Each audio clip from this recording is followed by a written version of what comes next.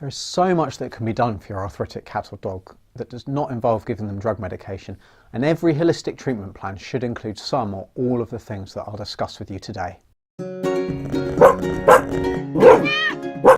Hi, I'm Dr. Alex Avery from ourpetshealth.com, helping you and your pet to live a healthier, happier life. And welcome to the second video in this arthritis series. If you haven't checked out the first video yet, where I explain what arthritis is, what signs may indicate that your pet has arthritis, and how we go about diagnosing it, then that can be followed in the link below. A lot of people want to know if there's anything that can be done for their pet with arthritis that doesn't involve giving them drugs, and the short answer is yes, absolutely. While drugs are by far and away the most effective form of treatment, there are plenty of other options that can either delay slightly the need to start them, or can mean that we get away with giving a lower dose or fewer of them. Once a diagnosis of arthritis has been reached, a long-term structured treatment plan needs to be formulated. We need to keep in mind that we're treating rather than curing the condition, as well as the fact that arthritis is a progressive disease.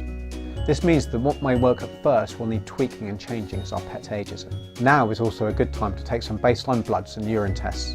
We do this for two reasons, and the first of these is that our arthritic patients, they're generally older, and so there's always the possibility that they may be suffering from other conditions, and it'll be good to know about these before treatment started. The second reason is that in rare instances, and I'll discuss this later, a patient may experience a significant drug side effect, and this initial blood test will provide a baseline against which future monitoring tests can be compared. Now, a treatment plan is not just a case of starting a single medication and continuing with it indefinitely. Instead, a holistic approach needs to be taken, and this involves the process of evaluating many different options and introducing those felt best suitable to each individual cat or dog. There's no one-size-fits-all approach, and it's only after a considered discussion between you and your vet that an appropriate strategy can be decided upon. Now, this treatment plan will likely consider the individual's lifestyle, their exercise and living arrangements, nutrition, dietary supplementation, and only finally drug therapy. Okay, so let's work through the list of non-drug options available and how they may form part of an overall approach to the management of arthritis. Some options you're likely to be very familiar with, while others you might not have considered at all. One of the most important, if not the most important treatments for arthritis is weight loss in those patients who are overweight or obese. We know that to weight loss of as little as 6% can result in a significant improvement in comfort levels in our overweight arthritic pets. The more they lose, the more comfortable they get. This improvement may be enough to avoid the need for multiple drug treatments, and so it's an ideal first step.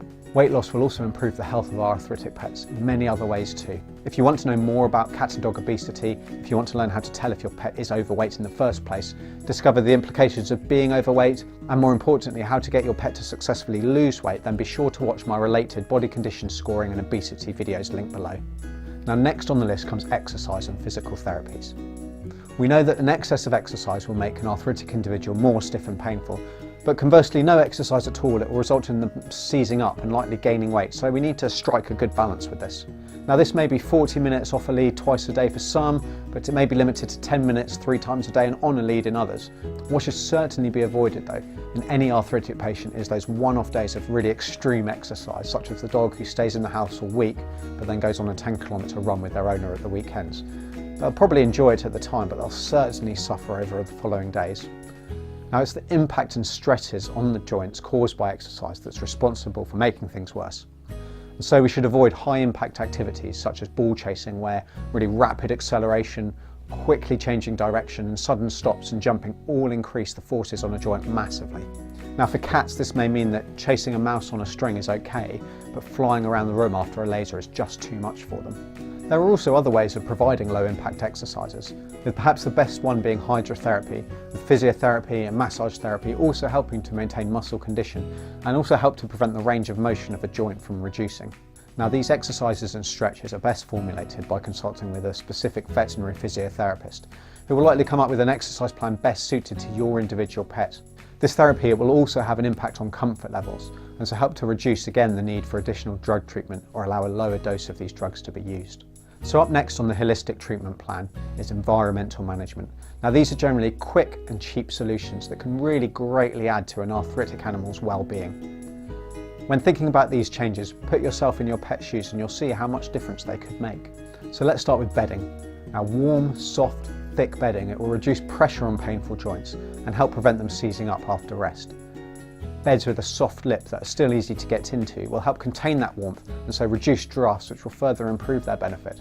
And along the same lines, insulating and draft-proofing the bedding area, be that in the house or in a kennel outside, are simple changes that can have a huge impact.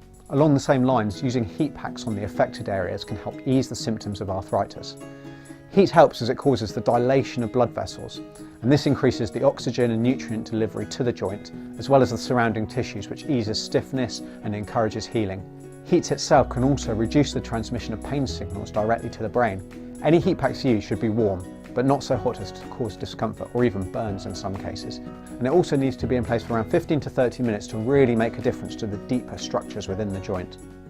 Now conversely, in an acute injury, or if there's a sudden deterioration in our arthritic patients, cold packing should be used for the first few days. Now this will limit swelling and inflammation in the first place before then applying heat over the following days.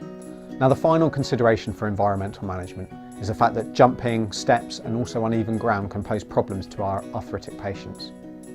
Now this means that other modifications to their environment to consider include having ramps to get upstairs or into the car. If you have an arthritic cat, then having bedding, food and water options all in accessible locations is really important. Ensuring cat flaps are appropriately located is vital. And finally, using shallow rather than deep litter trays that are in easy accessible locations can help prevent unwanted accidents. Now dietary supplementation may be the next addition to the treatment plan. Now the best of these are certainly the essential fatty acids. Omega-3 fatty acids, which are also known as EPA and DHA, are the first group of supplements to consider.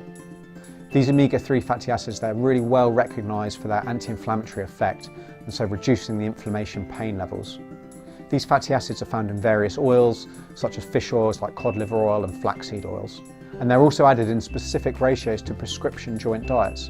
And there is very good evidence that these diets significantly improve comfort and mobility in our arthritic cats and dogs, and as such they can be recommended to any arthritic animal. In fact, when considering all of the nutraceuticals or dietary supplements that are available, it's these diets for which there is the best evidence of a positive effect. It's worth mentioning at this stage that if your pet is being fed one of these diets, then there's probably unlikely any benefit to providing an extra dose of fish oil. And in fact, doing so, it may actually reduce the benefit by changing the fatty acid ratio it contains. Okay, so next up we've got greenlet mussel extracts as well as glucosamine and chondroitin supplements. And these are the major dietary supplement considered by most people. Now what may be surprising is that the evidence behind these is actually less strong than you might imagine, with there being a lot of contradictory studies, with any potential benefit seen being much more modest. So glucosamine and chondroitin are components of normal healthy cartilage and joint fluid, and the theory is that by supplementing them, we're providing the body with the building blocks to optimise joint health. The plus points of glucosamine and chondroitin supplements is that they're very well tolerated with no significant side effects, apart from cost. If any benefit is going to be seen, then it can take some time. So if this treatment option is explored, then it's important that enough time is given for benefit to be appreciated. Now this may be for as long as 3 months or more. Now I personally feel that some individuals benefit from these supplements and some supplements are probably better than others. But in many or most instances there's either no improvement or it's of minimal benefit. All this means that while they can be worth trying, where funds are limited, they're probably better spent on different options that undoubtedly work better. Also, if an arthritic animal is on one of these supplements but still showing signs of pain, then they should either be switched to a more effective treatment or another treatment should be given at the same time as them. Polysulfated glycosaminoglycans are another option for the treatment of arthritis. These are found in such things as Synovan and Cartrophen, and I tend to think of these as injectable supplements. Now this drug is said to stimulate new cartilage matrix to be produced while at the same time slowing down the ongoing breakdown as well as improving blood supply to the joint. It's administered as an injection and given once a week for 4 weeks, with this treatment course then lasting for up to 12 months, although generally it's much less than this. There are also various strategies being used for long-term treatment. The data sheet and the drug company typically suggest always using the drug in a course of 4 injections.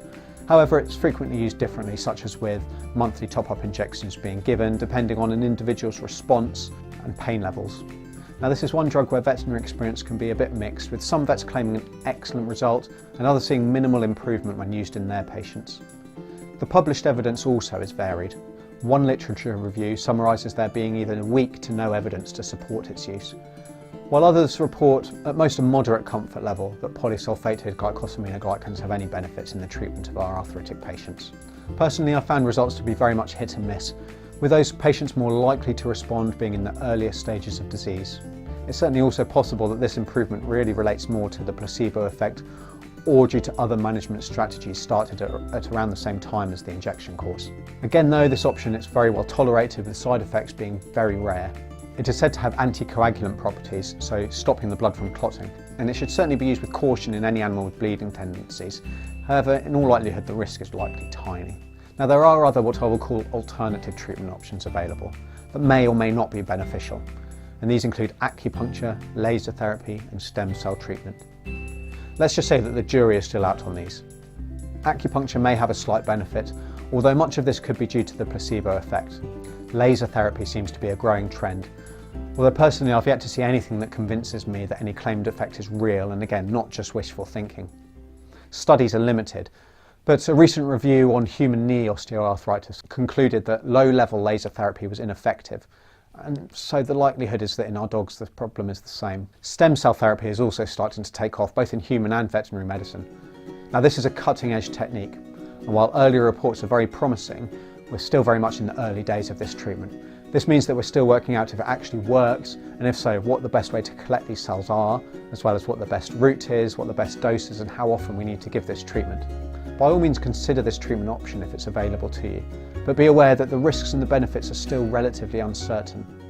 In a few years' time I suspect that it might be we're using this treatment on a much more regular basis, but we're just not there yet, so watch this space. Okay, so as you can see, there's still so much that we can be doing for arthritic patients that doesn't involve giving them drugs. Now these strategies, they don't replace the need for pain-killing medication, but they might delay the need for it to start with, or they might allow a lower dose or fewer drugs to be used. With arthritis being a progressive disease though, it's likely that further treatment will be needed sooner or later. So I hope this video has given some useful and practical measures that you can implement in your own arthritic dog or cat. In the final video in this series, I'll be discussing drug treatment for arthritis, as well as how we should monitor our pets going forward and what their long-term prognosis is. If you have any questions, if you have any tips of your own that you'd like to share, then please leave them down in the comments below. I'd love to hear from you. Also, if it's your first time here, consider subscribing to this channel to make sure that you don't miss out on future content, and allow me to continue to help you and your pet to live a healthier, happier life. So until next time, I'm Dr. Alex from ourpetshealth.com, because they're family.